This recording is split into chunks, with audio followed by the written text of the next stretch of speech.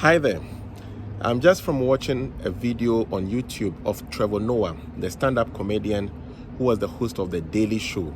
And he was bringing the curtain down after 7 years of hosting the Comedy Central show. And as I watched it, it was very inspiring. And I picked up 3 things which I'd like to share. And I believe that it will be a blessing to you. In fact, I'm sharing this in the eyes of a Christian. And I believe that it will be something that would benefit you. Okay, now the first thing I saw and I would say is that he was given an opportunity. In that, Trevor Noah is a South African and he was a stand-up comedian. And 7 years ago, the host of The Daily Show, Jon Stewart, called him up and gave him the opportunity to come and host the show. He is nobody knew him. It's not a show that Africans have hosted before. But then the mere fact that the opportunity was given to him is one great thing that I would like you to think about, that one of the things you need in life is an opportunity. In talking about this, I would relate this with Jesus' opportunity he gave to the 12 apostles. After he had prayed in Mark chapter 3, verse 13, he called them up and then gave them the opportunity to be called apostles. Now, these were just mere fishermen, nobodies.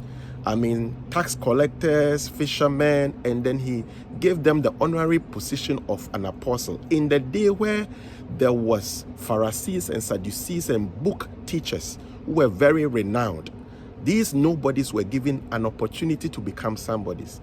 And in Acts chapter 1 or 2, you can see that they stand up to speak, and then somebody says that these people are unlearned, but it looks like they are doing so well because they had been with Jesus.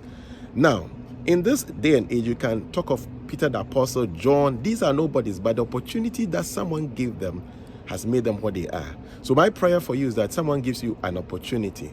I was blessed to be given an opportunity by the founder of the Lighthouse Chapel International. And as a missionary, that opportunity has given me the privilege to become a pastor and then a bishop. So I pray that you have an opportunity in your life and that God would honor you with that. The second thing I gleaned from watching is also that you've got to do what you love and what you are called to do. I talked about calling some time ago.